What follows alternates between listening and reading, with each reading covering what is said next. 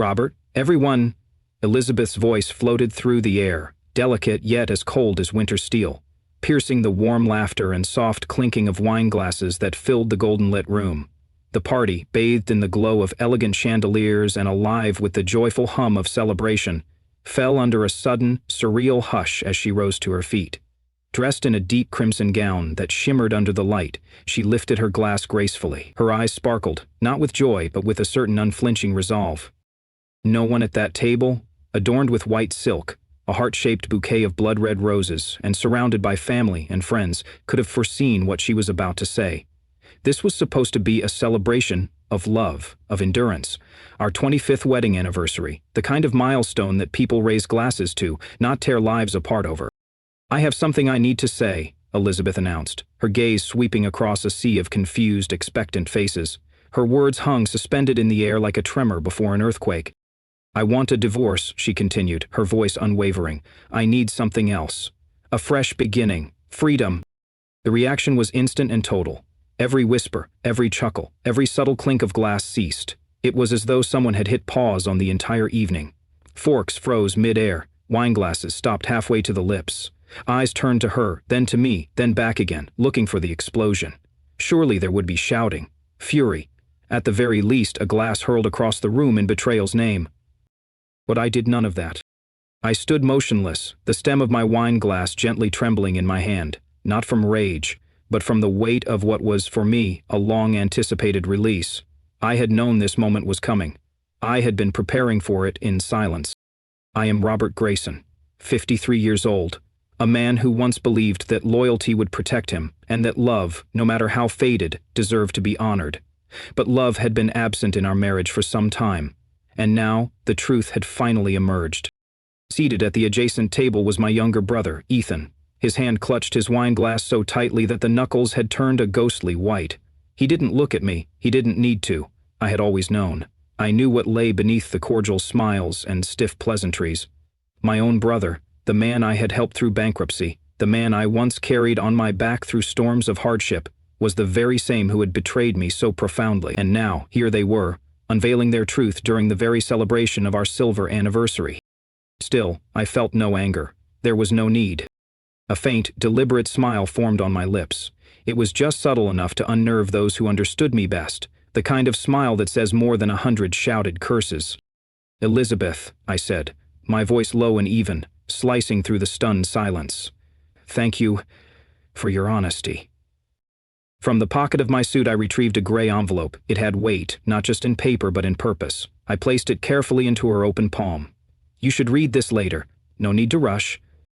Her hand hesitated as it touched the envelope, her expression momentarily faltering. A flicker of something passed through her eyes. Was it uncertainty? Guilt? Perhaps fear? Ethan lowered his gaze, his composure unraveling. I turned to the gathering, many still frozen in disbelief. "Thank you all for being here tonight," I said, my voice steady, "especially you, Daniel." My son, no, my grown son, looked back at me. He was 24 now, recently promoted, full of promise. But in that moment, his face was drained of color, his eyes wide with the ache of betrayal. "I'm proud of you," I told him, "so very proud." With that I walked away, not with haste nor with theatrics, but with slow, deliberate steps, like a man simply leaving another social gathering.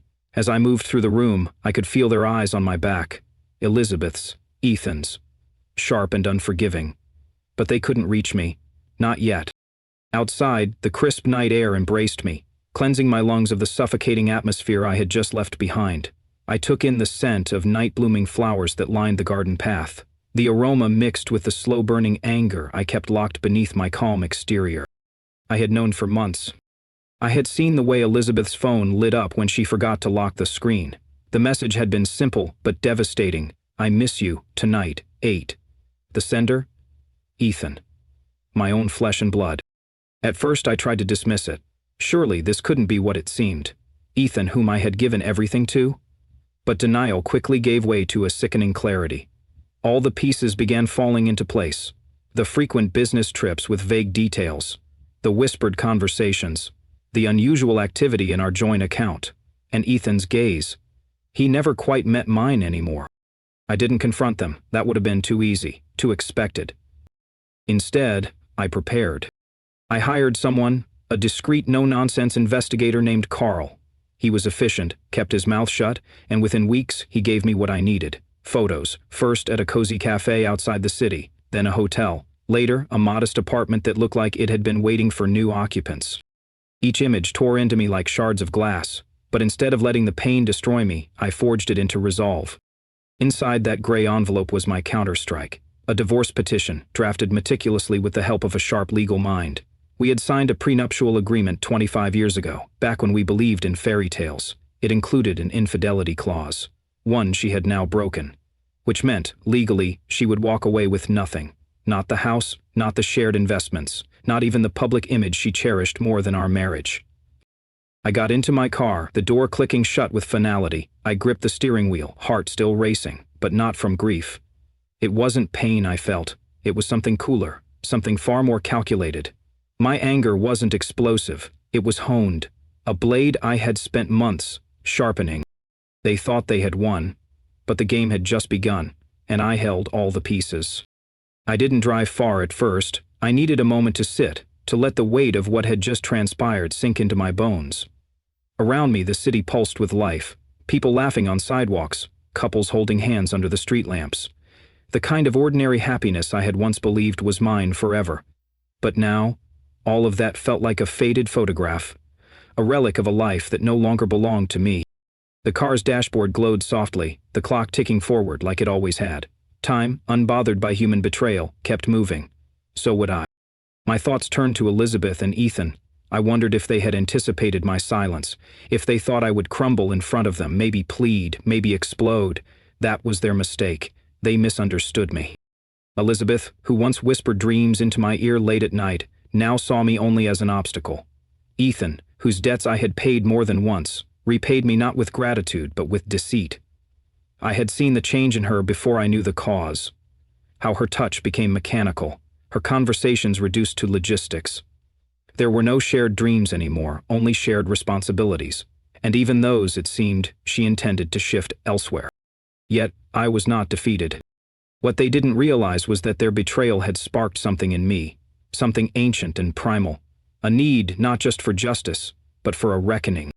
As I started the car again and merged into the traffic, I felt a strange calm settle over me. This was not an ending, it was a transformation. I was shedding the skin of a life built on false trust. I was becoming something new, something sharper.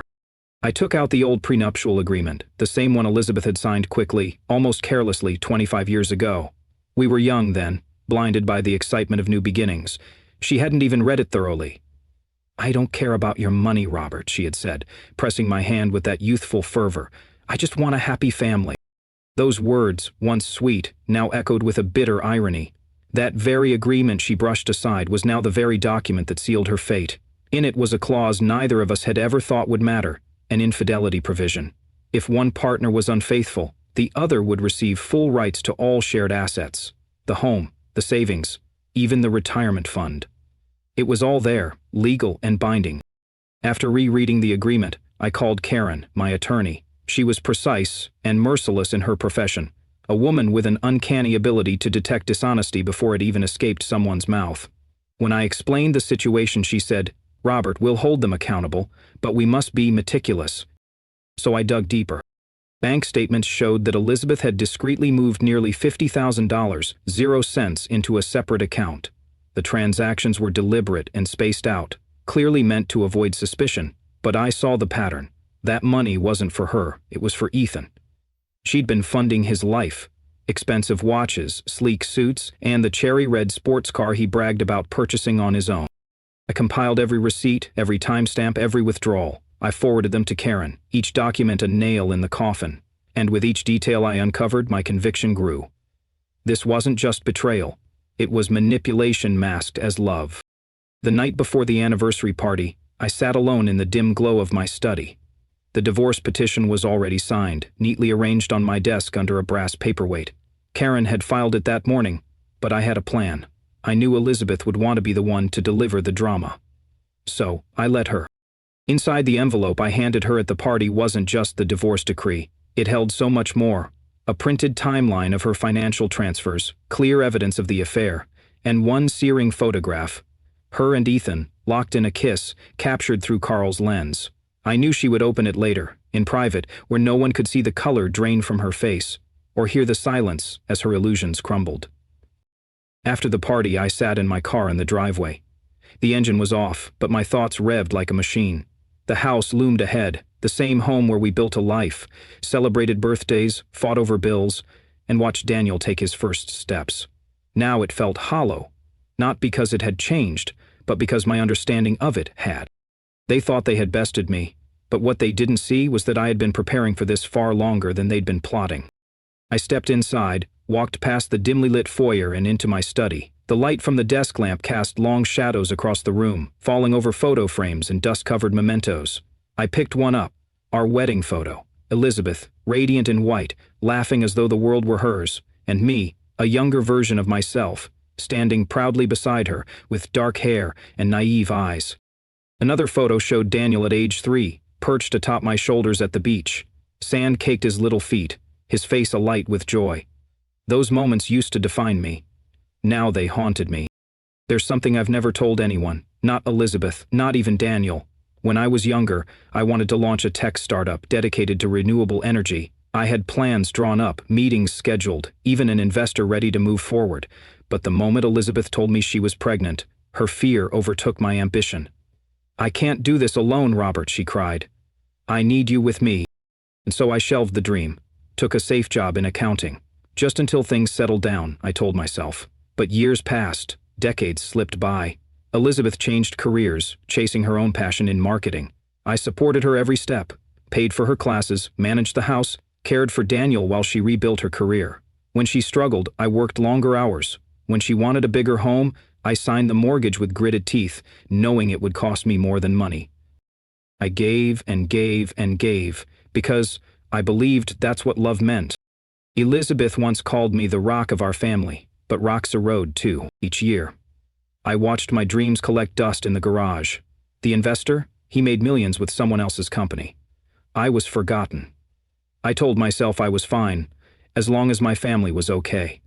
But Elizabeth never saw the nights I stayed up budgeting, counting every penny for Daniel's tuition. She never knew I turned down a job overseas, one that could have elevated my career, just because she said, "We need stability." She never saw how many times I looked at Ethan, the brother I bailed out again and again, and asked why I always had to be the one to sacrifice. Now I sat with the family photo in my lap, my knuckles white around its frame. The betrayal hurt, yes, but what hurt more was the realization that I had built a life on self-denial, a life she and Ethan discarded like it was nothing. They thought they had taken everything from me. But they underestimated one thing.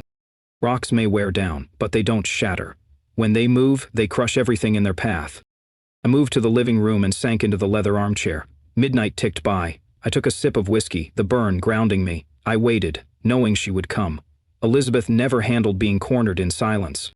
The doorbell rang, sharp, jarring. I didn't flinch. She burst in, hair wild, eyes swollen and red. She clutched the crumpled envelope in her trembling hand. Behind her, Ethan stood in the hallway, avoiding my eyes. Her voice cracked before she even spoke. "Robert, how could you?" she demanded, though the tremble in her tone betrayed more fear than anger. The envelope shook in her grasp, like it weighed 1,000 pounds. She was unraveling. Not because she had been found out, but because her performance, her illusion of control, had failed. I didn't rise from the chair, I didn't raise my voice, I simply looked at her. "How long?" I asked, not because I needed the answer, I already knew, but because I wanted her to hear it out loud, to say it, and feel it echo in the hollow space her choices had created. She hesitated, glanced at Ethan, then whispered, "Almost a year." I nodded slowly. So all the late nights, the canceled trips, the cold silences, they were just rehearsals for this. Her face contorted. "It wasn't like that." "No," I tilted my head. "Then tell me what it was." Ethan stepped forward, but I raised my hand, stopping him like a wall. "Don't," I said quietly. "You've said enough. Just not to me." He looked away, shame coating his features. "I took care of both of you," I continued. "When you, Ethan, lost everything, who was there to pull you out? When you, Elizabeth, needed someone to believe in your second act, who worked double shifts to fund it?" No reply, only the soft ticking of the clock on the wall. I stood at last, slowly, as if the gravity in the room had doubled. "I'm not angry," I said, voice even. "I'm resolved. You see, I built this life from the ground up, with patience, discipline, and faith. And you took a hammer to it, assuming I would just sweep up the pieces." I walked past them, toward the door, stopping only once more. "You wanted a new life, Elizabeth. Congratulations. You got it." Then I stepped into the night, the door closing behind me with a soft final click. I noticed Ethan's hand clenching, his knuckles pale as if trying desperately to suppress the tremor crawling up his arm. His silence was louder than any confession. Across from him, Elizabeth snapped, her voice strained and trembling. "Robert, what the hell is this?" She waved the divorce petition in the air, its papers rustling like dry leaves caught in the wind. Her eyes blazed, but I saw the fear behind her fury. "You think you can destroy me with this?" I didn't answer immediately. Instead, I looked at her. Really looked. The woman I had once adored with blind faith. The one for whom I gave up dreams, ambitions, opportunities. And then I turned to Ethan, the man I called brother. A man I once stood up for countless times. Now, he was just a coward, shrinking behind the woman he betrayed me with. I rose from the chair slowly, deliberately, letting the silence stretch long enough for it to press heavy on their shoulders. "You ruined yourselves," I said, my voice low, cutting through the tension like a blade. "You and Ethan." Elizabeth took a step back, visibly shaken. You knew?" I didn't respond. Instead, I walked to the desk drawer, opened it, and pulled out the documents I had spent months collecting. Photos, receipts, screenshots of messages. I dropped them on the table one by one, each landing with a soft thud that seemed to echo in their ears. The hotel on Maple Road, the apartment lease is in the suburbs. The $50,000, 0 cents, was taken from our joint account. The sports car you claimed he bought himself. Ethan opened his mouth, panic growing on his face. "Liz, you told me no one knew." They didn't even bother aligning their lies, I thought. I almost laughed. Elizabeth turned on him, her fury redirected. "Shut up, Ethan. He's bluffing." "Am I?" I said, stepping forward, tapping the papers. "The prenuptial agreement. The infidelity clause. You lose the house, the accounts, everything." I turned to Ethan. "And you? You thought you'd live comfortably off your sister-in-law's wealth? That apartment you've been nesting in? The lease was never in your name. Your credit's a wreck." Elizabeth's face turned ghostly pale. Her hands shook, lips parted, but no words came out. Ethan backed away, searching for an exit like a trapped animal. "Robert," Elizabeth whispered, reaching out. "We can talk, for Daniel's sake." I raised my hand, silencing her. My voice was ice. "Don't you dare. You didn't just betray me, you betrayed our son. Don't drag him into this." They stood there, frozen like statues made of shame and dust. Then Elizabeth turned and gripped Ethan's arm, dragging him toward the door. The slam of wood against the frame rang through the quiet house like a gunshot. I sat back down in the living room, whiskey still in hand, untouched. The night had settled, but the storm was far from over. I had won the first battle, but the war, in court, in reputation, was just beginning. Morning light seeped through the curtains, casting golden rays across the living room floor. I hadn't slept, not from sorrow, but from calculation. The wheels in my mind kept turning, envisioning the days ahead, the steps that had to be taken. Then the doorbell rang. I opened it to find Daniel, my son. His eyes were rimmed red, but his jaw was set. "Dad," he said, his voice steady but emotional. "I know everything now. I'm sorry I didn't see it earlier." He stepped inside and pulled me into a hug. It wasn't just a gesture of comfort. It was an anchor, a connection that reminded me why I had endured all of it. Daniel, the boy who once perched on my shoulders at the beach, was now a man standing beside me. "I can't believe what Mom and Uncle Ethan did," he said, shaking his head. "But I'm here, Dad. I've got your back." I placed a hand on his shoulder, feeling the quiet strength in his stance. "You have nothing to be sorry for. I'm proud of you." We sat down together, not to boast, not to seek sympathy, but because he deserved to know the truth about the months I spent gathering evidence, about the prenup clause, about the painful plan I had to execute. Daniel listened, nodding occasionally, sometimes clenching his fists, but he never interrupted. When I finished, he simply said, "You did the right thing, Dad. They don't deserve you." That afternoon, Mark came by, an old friend, blunt and loyal, the kind who never minced words. "I told you, Rob," Mark said, handing me a beer. Your brother? He was never right. But Liz? I didn't see that coming. He shook his head slowly. You're not alone in this, you hear me? Me, my wife, some of the others. We've got your back. Just say the word. Mark's words, Daniel's hug, they fortified something in me. I wasn't alone. Not really. Maybe not with the family I thought I had, but with those who chose me, stood by me and saw the truth. And as sunlight spilled across the yard and onto the old oak tree, I realized something. This wasn't just about vengeance or legal victories. It was about reclaiming my life. Elizabeth, meanwhile, had moved into a cramped apartment. Nothing like the fantasy she envisioned with Ethan. Boxes littered the floor. The documents I had handed her sat untouched on the kitchen table, each page a silent indictment. Ethan sat across from her, hair unkempt, eyes shadowed with regret. Gone were the stolen kisses, the fantasies. What remained now was fear. You said no one knew, he hissed. You said that account was safe, that we'd start over. Don't blame me, Elizabeth snapped. You wanted the gifts, the money, the car. You got sloppy. That's why Robert found out. She pointed at him, venom in her gaze. This is your fault. I wasn't there, but I knew. Carl, ever dutiful, called to tell me what he'd observed. They're crumbling, Robert, he said, exactly as you predicted. Later that evening, after Carl's call, I sat in my study once more. The quiet felt different now. It wasn't oppressive anymore. It was purposeful. I poured another glass of whiskey, not to dull the edge, but to mark the moment. For the first time in months, maybe years, I felt clarity. The house was still the same furniture, same photographs, same quiet hum of the old refrigerator in the kitchen. But its energy had shifted. It no longer felt like the monument to a life built on deception. It felt like the starting point of something real, reclaimed, honest.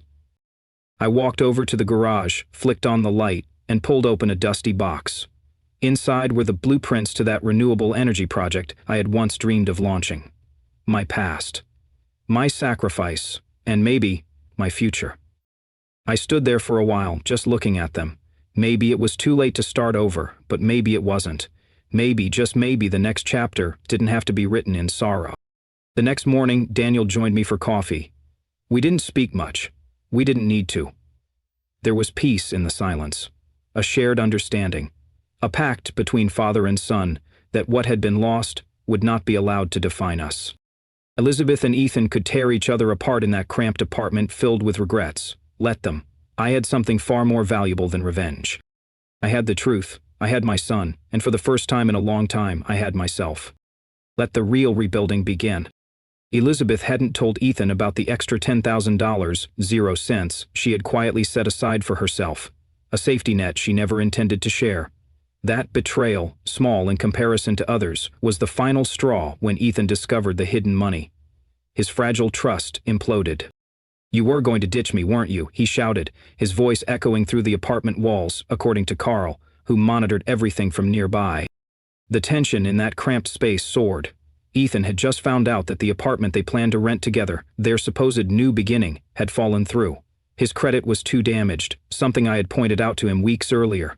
He had always relied on me or Elizabeth to handle the financial details, never once taking full responsibility, and now it was catching up with him. You didn't think this through, he yelled, punching the wall hard enough to leave a dent. We've got nothing, Liz. No house, no cash, and now, thanks to you, we've got no names left.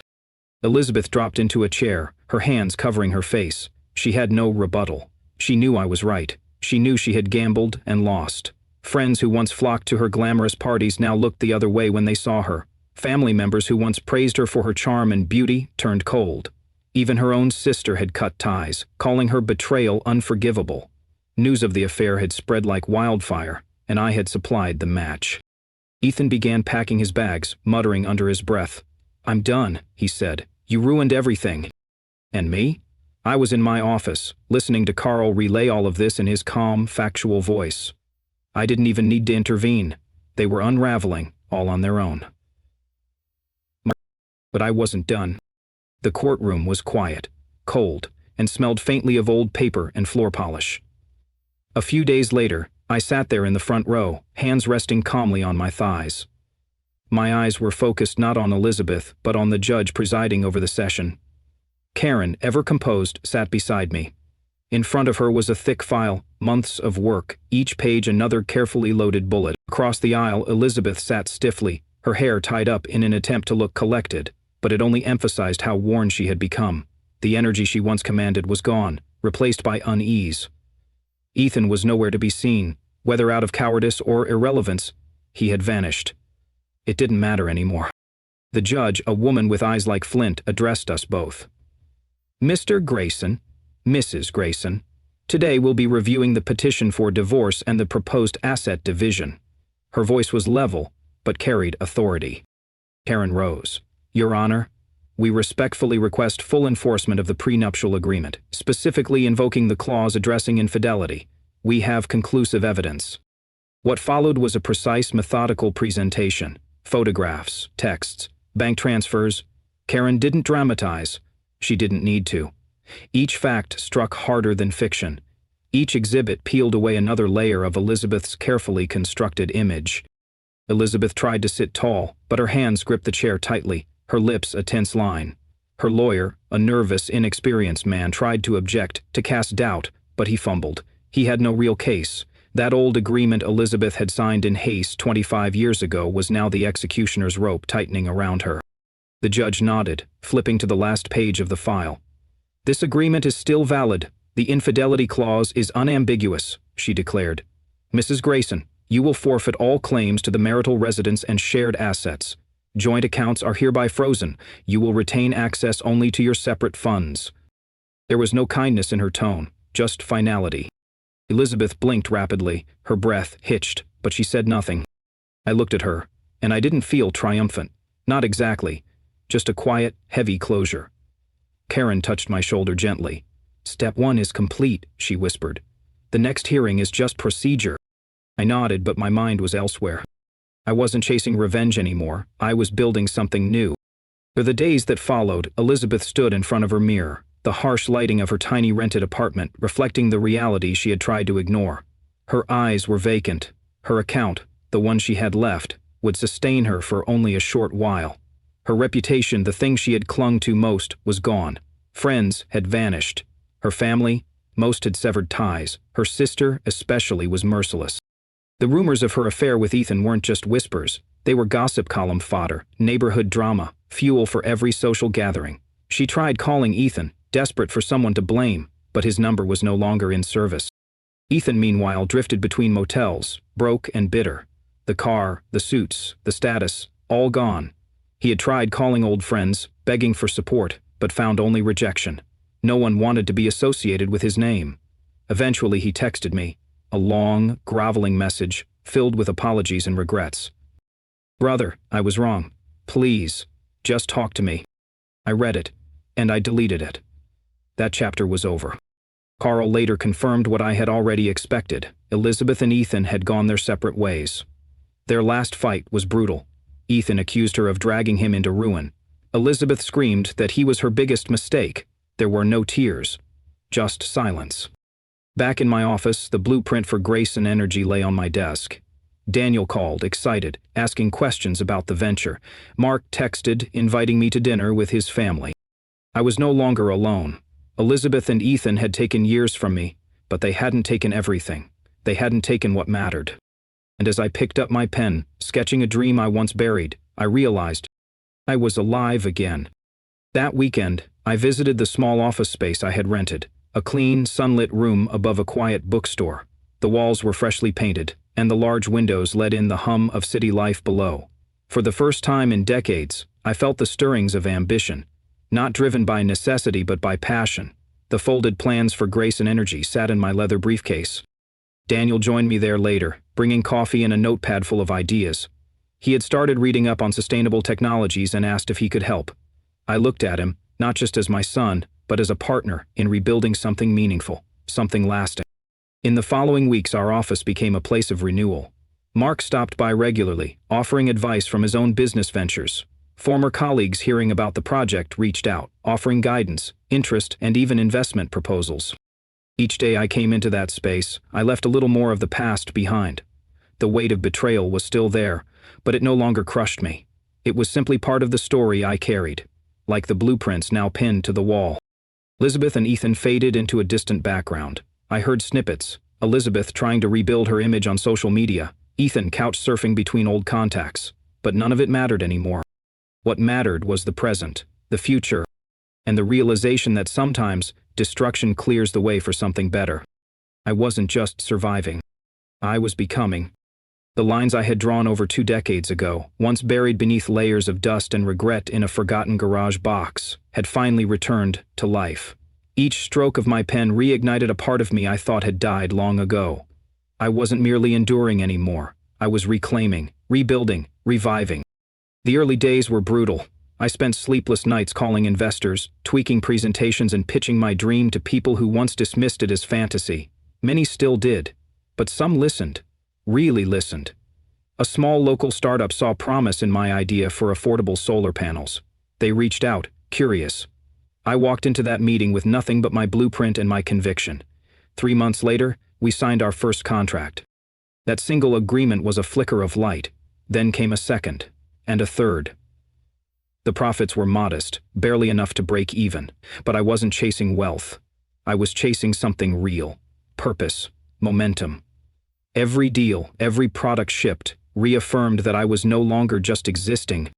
Every morning, I walked into my new office with energy I hadn't felt in decades. It was more than adrenaline. It was life flowing back into my veins. Daniel often dropped by, coffee in one hand, his ever-present grin in the other. "Dad," he said once, his eyes glowing with pride, "I've never seen you like this. You're free." Free, the word struck deep. I had once chained myself to duty, husband, provider, brother, the man who carried everyone else's weight. Now, I carried only what I chose, and it was enough. Mark and Lisa, my steadfast allies, remained pillars of my new world. They introduced me to clients, hosted dinners, and reminded me I wasn't navigating this fresh chapter alone. One evening, I sat in their backyard, drink in hand, watching their kids chase fireflies under string lights. I wasn't filled with sorrow or nostalgia, just quiet peace. The wound still existed, but it had stopped bleeding. I had rebuilt, not the illusion of a family, but a reality of a life, mine. Day by day, I pushed forward. I hired 2 engineers, young, hungry, and full of questions. They started calling me boss, but there was no fear in their voices, only respect. In them, I saw a reflection of my younger self, hopeful, determined, dreaming. I was no longer just Robert Grayson, the accountant, the dependable rock. I was Robert Grayson, the founder, the leader, the man breathing life into an old vision. And when I looked out the wide office window, sunlight painting the city golden, I knew. I had found myself again. Time, once heavy, moved quickly now. The final court hearing approached. Unlike the first, the air held no tension, no nerves, just closure. I walked into that familiar courtroom with Karen beside me. The once imposing stack of documents was now just protocol. Across the room sat Elizabeth. Her frame was thinner, her eyes held no fire. She had come alone, no lawyer, no performance, just resignation. The judge reviewed the file, her voice unwavering. Based on the prenuptial agreement and presented evidence, Mr. Grayson is granted full ownership of the marital home, the retirement fund, and the majority of joint assets. Mrs. Grayson has no right to appeal. The gavel might as well have struck a final note at the end of a long, broken song. Elizabeth didn't argue. She lowered her head, hands gripping the bench. When it ended, she rose and walked toward me, her voice, barely a whisper, cracked with remorse. "Robert, I was wrong. I'm sorry. For everything. For Daniel. Can we—" Her sentence trailed off. Her eyes searched mine, hopeful. But I saw only the ghost of a woman I once loved. "Daniel will be fine," I said gently. "But you and we're done." I turned, not in anger, but in release. Karen placed a hand on my shoulder as we exited. "You did great," she whispered. Outside, the sunlight hit me full in the face. I took a deep breath, not because I needed air, but because I could. I had walked out of a prison I'd lived in for years, and I was finally free. Elizabeth left with an empty account and a name that now brought shame instead of admiration. I didn't know where she'd go. For the first time, I didn't care. I had Daniel, I had a purpose, and I had peace. 6 months passed in a whirlwind. I found myself standing on a modest stage in front of a crowd of young entrepreneurs. Grayson Energy had just signed its biggest contract yet with a national energy firm. The company had grown to 10 employees, moved into a larger office, and was preparing to open a small factory. Daniel sat in the front row, smiling like he had the first time he learned to ride a bike. His pride filled the room. "I once thought my life was over," I told the audience, my voice clear and steady. "But I've learned that no matter what you lose, you can rebuild. Better. Stronger." I didn't work for survival anymore. I worked because I believed in every solar panel we installed, every watt of clean power we delivered, every household we helped save money and energy. Each one was a piece of the dream I had buried, and now brought back to life. Money followed, but it wasn't my measure of success. That came in the form of Daniel's words. "Dad, I'm proud of you." And it came when other men, wounded, struggling, reached out. I began mentoring those caught in the storm I had weathered. I shared my story, listened to theirs, and reminded them they weren't their pain. They weren't their failures. One man gripped my hand and said, "Robert, you made me believe I can start over." I smiled, my heart full. "Then start," I said. Later that night, after the seminar, Daniel and I took a walk through the quiet streets near the office. The city lights flickered like stars, and the pavement still held the warmth of the day. He asked me if I ever thought about going back, about reconciling, revisiting, regretting. "No," I said after a pause, "not because I hate them, but because I'm not the same man I was then, and the life I have now. It's not about erasing the past. It's about proving it didn't break me." He nodded, understanding more than words could express. As we walked, I saw the reflections of my own journey mirrored in shop windows, in passing conversations, in quiet silences. I had been through fire, and I hadn't just survived. I had reshaped the steel. The office, the company, the people, none of it existed out of vengeance. It all stood as a monument to growth, a reminder that sometimes the greatest things we build are born from the rubble of the things we thought we'd never lose. The next morning, I opened the door to my office, greeted by laughter from the engineers already deep into a spirited debate about battery storage systems. I smiled and joined them. Racine Energy wasn't just a business. It was redemption. It was home. That afternoon, I framed the first signed contract and hung it in the office hallway. Beneath it, I placed a small plaque that read, "Built not from anger, but from hope." It wasn't just decoration. It was true.